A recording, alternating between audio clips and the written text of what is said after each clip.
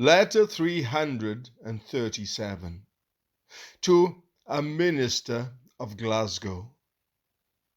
Woodrow annexes this letter the following note: to one of the ministers of Glasgow, who probably was deposed by resolutionists, or at least a sufferer for the protestation, Mr. Emwood, perhaps, or Mr. Patrick Gillespie. The letter bears internal evidence of having been written to a minister of Glasgow who had been censured by the General Assembly which met at Dundee in 1651 for his opposition to the public resolutions.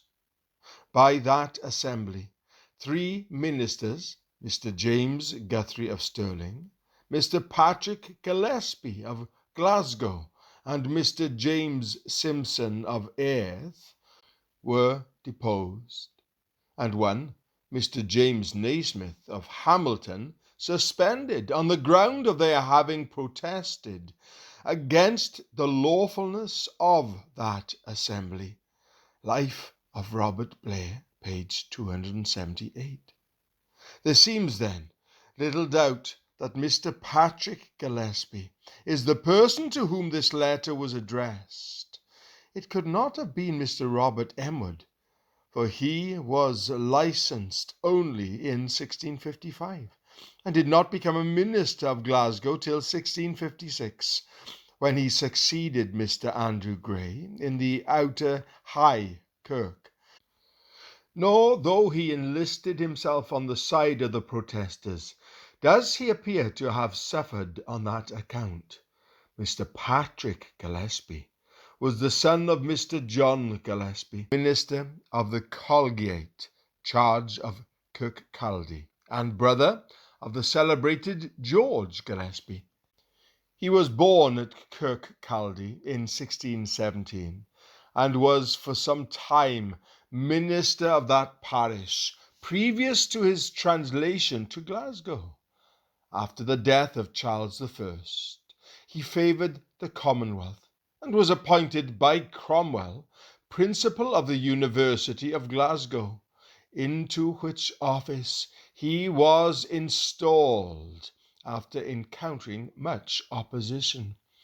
At the Restoration, he was ejected from the principalship, in which he was succeeded by the celebrated Robert Bailey.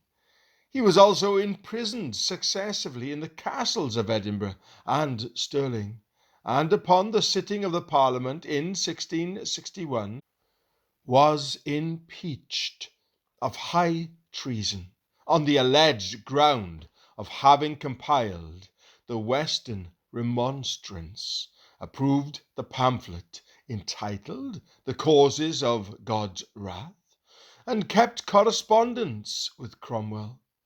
But having made concessions, he was shortly after liberated and confined to Ormiston and 6 miles around it. His works speak for him, says Woodrow, and evidence him a person of great learning, solidity, and piety, particularly his excellent treatise upon the covenants of grace and redemption. Encouraging words to a suffering brother. Why men shrink from Christ's testimony. Sir, I long to see you, since you gave a public testimony to your Master, and are become a sufferer for him, until I shall be able to see you. I thought it duty to write to you that I remember you as I am able.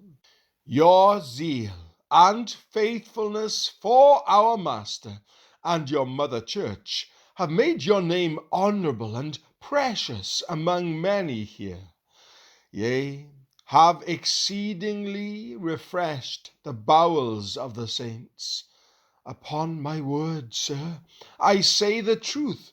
You have their hearts and their approbation to what you have done. and that you are approven of God. I doubt not. The seal whereof I hope shall be in your heart, to feast your conscience with peace, and to cause your face to shine in innocency. What you have done with your fellow witnesses, companions in tribulation, shall turn to you for a testimony. Sir, when this general assembly are gathered together to their fathers, and you, wearing your crown, up at the throne and following the Lamb, your name shall be precious, and have a savour of life among the saints. You shall have your mother's blessing. I mean the Church of Scotland, when you are dead and rotten. Though now you seem to be a man of strife and contention, yet you are no other ways for strife and contention than your master before you, who came not to send peace, but rather division and contention. Luke chapter 12, verse 51, with the malignant party. Union in judgment with men not tender of our Lord's interest is a conjunction and union I hope you shall never think desirable.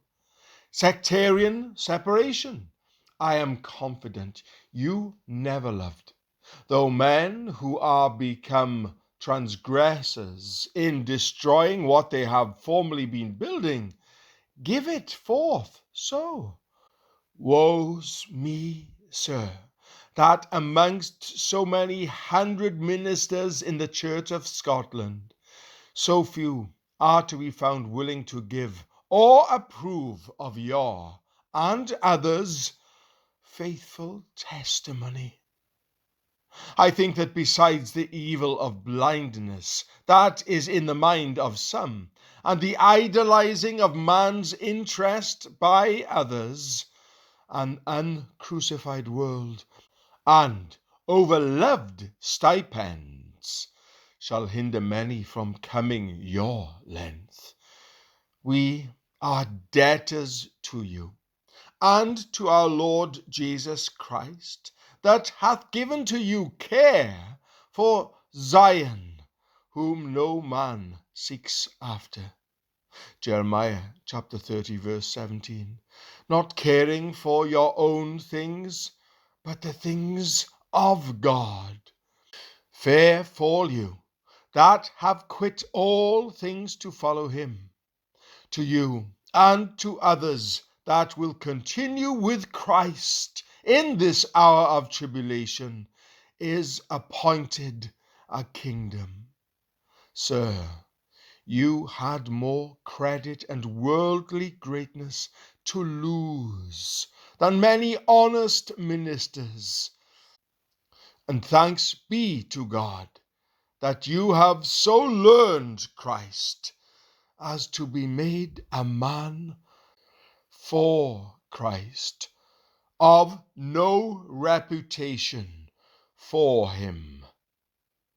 Your despised master, who made himself, while he was amongst us, a man of no reputation, is now exalted in glory.